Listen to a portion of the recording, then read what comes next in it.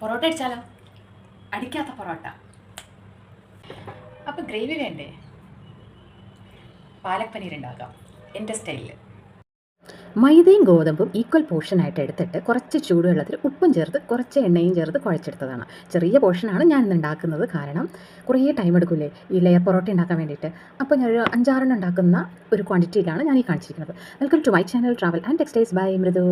അപ്പോൾ സാധാരണ പരത്തുന്ന പോലെ പരത്തി അതിനുശേഷം അതിൽ നെയ്യ് പരട്ടി പിന്നെ കുറച്ച് മൈദ വിതറിയിട്ടു. അതിനുശേഷം കൈ കൊണ്ട് വിശറി ഫോൾഡ് ചെയ്യുന്ന പോലെ ഫോൾഡ് ചെയ്യണം. കയ്യിലെ മാർക്ക് എന്താണെന്ന് മൈൻഡ് ചെയ്യണ്ട കേട്ടോ, അത് ടാറ്റു ഒട്ടിച്ചിട്ടുണ്ടായിരുന്നു നേരത്തെ, അത് ഫെയ്ഡായി പോകുന്നതാണ്. അപ്പോൾ വിശറി ഫോൾഡ് ചെയ്യുന്ന മാതിരി നമ്മളിവിടെ ഫോൾഡ് ചെയ്തെടുത്തതിന് ശേഷം അതിനെ ഇങ്ങനെ റോൾ ചെയ്തെടുക്കണം. ഒരു ടെൻഷനും ഇല്ല കേട്ടോ, വെരി ഈസി. ആദ്യത്തെ മാത്രം കുറച്ച് നമുക്ക് കൈ ഫ്ലോ കിട്ടാൻ കുറച്ച് ടൈം എടുക്കും, അത് കഴിഞ്ഞാൽ പിന്നെ ഈസി ആയിക്കോളും.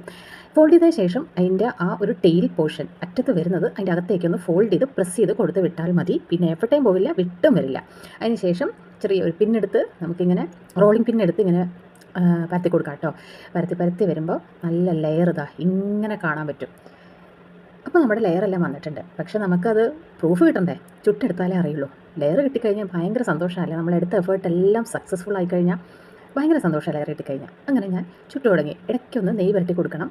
നെയ്യ് വരട്ടി കൊടുക്കുമ്പോൾ നല്ല സോഫ്റ്റ് പൊറോട്ടയാണ്. അത് മൈദ മിക്സ് ചെയ്തുകൊണ്ടാണ്. മൈദ ഇല്ലാതെ വീട്ടിൽ മാത്രം നമുക്ക് ഉണ്ടാക്കാം, പക്ഷേ കുറച്ച് ഹാർഡായിരിക്കും. മൈദ മിക്സ് ചെയ്താൽ നമുക്ക് കുറച്ചും കൂടെ പരത്താനും ഈസിയാണ്, സോഫ്റ്റ് പൊറോട്ട കിട്ടുകയും ചെയ്യും. അപ്പോൾ അതുകൊണ്ടാണ്, അതാണ് ആദ്യത്തേത്. ഇത് രണ്ടാമത്തേതാണ്. അത് അതിൻ്റെ ആ ടേയിൽ ഞാൻ പറഞ്ഞില്ല, അത് പ്രസ് ചെയ്ത് കൊടുക്കാത്തത് കൊണ്ടാണ് കേട്ടോ അങ്ങനെ ഇരിക്കുന്നത്. പിന്നെ കുറച്ച് പനീർ പൊറോട്ടയും കൂടെ ഞാൻ ഉണ്ടാക്കിയിട്ടുണ്ടായിരുന്നു. ഇതിൻ്റെ ക്വാണ്ടിറ്റി മതിയാവില്ല, അപ്പോൾ പനീർ പൊറോട്ട ഞാൻ റെഡിയാക്കി വെച്ചിട്ടുണ്ടായിരുന്നു. അപ്പോൾ അതും കൂടെ ഞാൻ ചുട്ടെടുത്തു.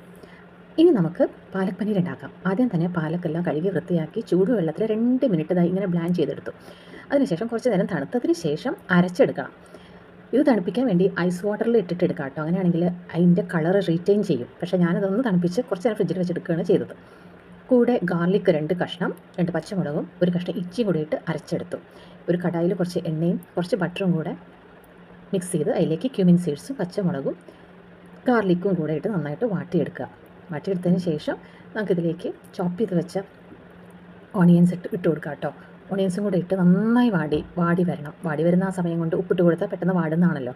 ഉപ്പും കൂടെ ഇട്ടു. കുറച്ച് മഞ്ഞൾപ്പൊടി, കുറച്ച് മല്ലിപ്പൊടി, പിന്നെ കുറച്ച് മുളക് പൊടി. മുളക് ആഡ് ചെയ്യുമ്പോൾ ഒന്ന് ശ്രദ്ധിച്ചാൽ മതി, പച്ചമുളക് നമ്മൾ ഓൾറെഡി ഇട്ട് അരച്ചിട്ടുണ്ട്, അതുകൊണ്ടാണ്. അപ്പോൾ ഇതൊക്കെ നന്നായി വാടി വരുമ്പോൾ ചോപ്ഡ് ടൊമാറ്റോസും കൂടെ ഇതിലേക്ക് ആഡ് ചെയ്ത് കൊടുക്കാം. ഉള്ളിയും തക്കാളിയുടെ ക്വാണ്ടിറ്റിയൊക്കെ നമ്മുടെ തന്നെ ഒരു കാൽക്കുലേഷനാണ് കേട്ടോ, അതുകൊണ്ട് എടുത്ത് പറയായിരുന്നേ.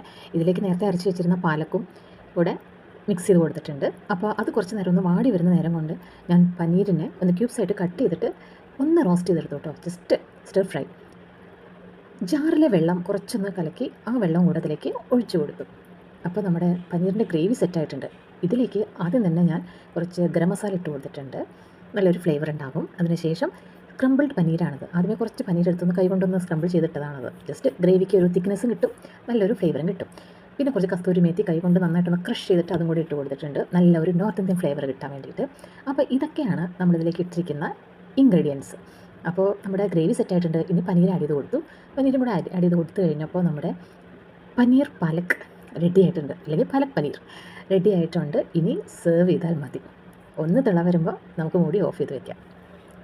അപ്പോൾ നമ്മുടെ പനീർ പൊറോട്ടയുടെ കൂടെ ഞാനത് സെർവ് ചെയ്തു. കൂടാതെ നമ്മുടെ ലെയർ പൊറോട്ട ഇവിടെ അടിപൊളി വന്നിട്ടുണ്ട്.